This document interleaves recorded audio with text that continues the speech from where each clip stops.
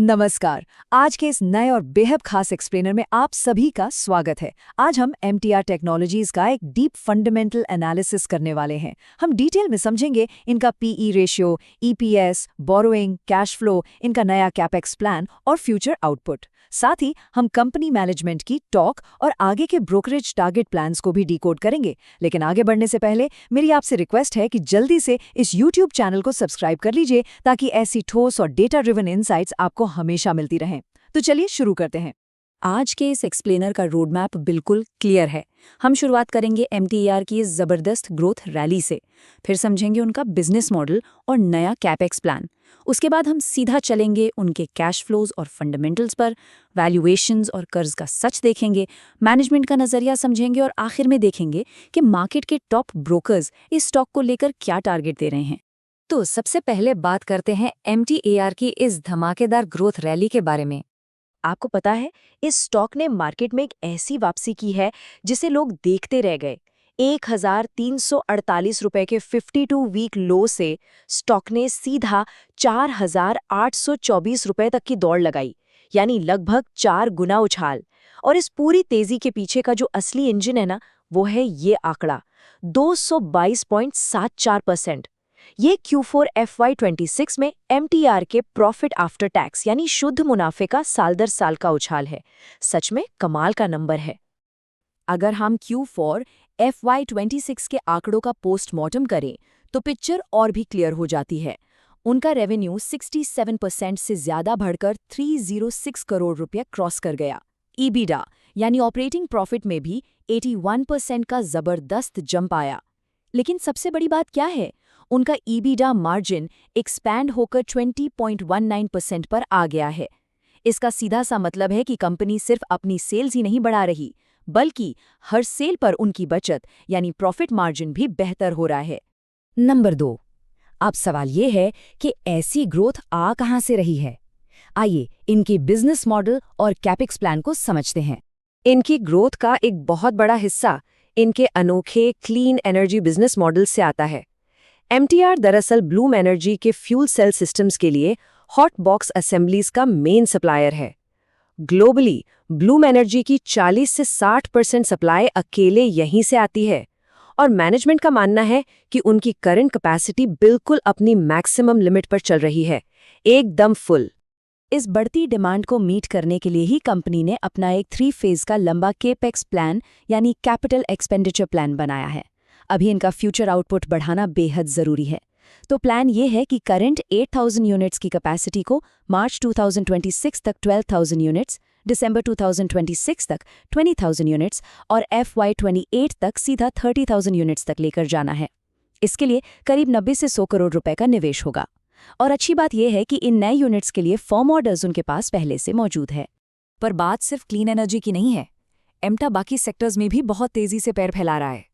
Oil and gas sector में उन्होंने वेदरफोर्ड के साथ इक्विपमेंट मैन्युफैक्चरिंग के लिए एक बड़ा लॉन्ग टर्म कॉन्ट्रैक्ट साइन किया है।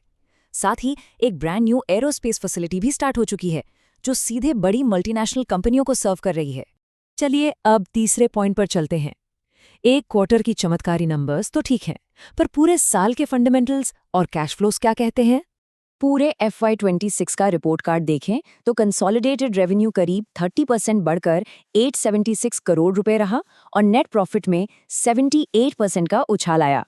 पर यहां ध्यान दीजिए सबसे जरूरी मेट्रिक पर, ऑपरेटिंग कैश फ्लो। ये 94% का जंप लेकर लगभग 197 करोड़ रुपए हो गया है। अब आप पूछेंगे इसका क्या मतलब? इसका मतलब ये है कि प्रॉफिट सिर्फ बैलेंस शीट की किताबों तक सीमित नहीं है, बल्कि डे टू डे ऑपरेशन से रियल हार्ड कैश कंपनी के अंदर आ रहा है। ये एक बहुत बड़ा पॉजिटिव साइन है। नंबर 4, ये सबसे क्रिटिकल हिस्सा है। हमने ग्रोथ देख ली, पर क्या इस स्टॉक की आज की कीमत सही है? आइए वैल्यूएशंस और बोरोइंग्स पर नजर डालते हैं। 221.07x ये MTR का ट्रेलिंग PE रेशियो है। अब जिसे नहीं पता मैं बता दूं कि फाइनेंशियल टर्म्स में ये दर्शाता है कि स्टॉक इस वक्त बेहद महंगा है।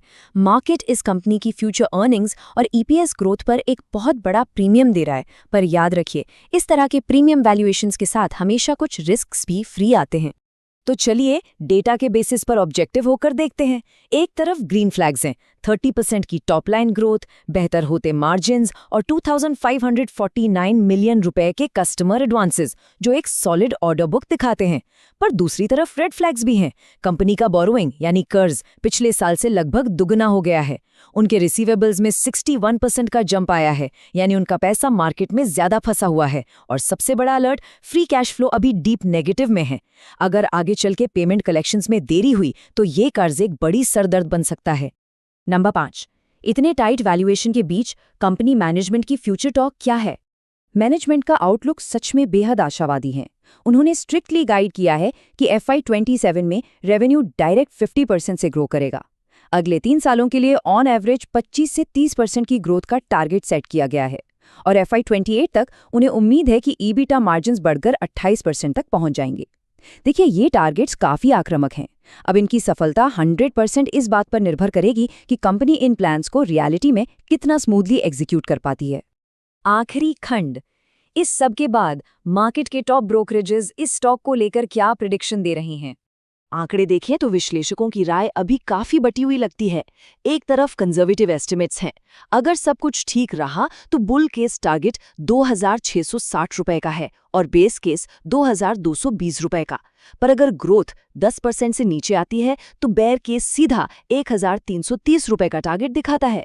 वहीं दूसरी तरफ ट्रेंड लाइन पर लॉन्ग टर्म कंसेंसस एवरेज एक मैसिव 6,000 रुपए का फिगर दिखा रहा है।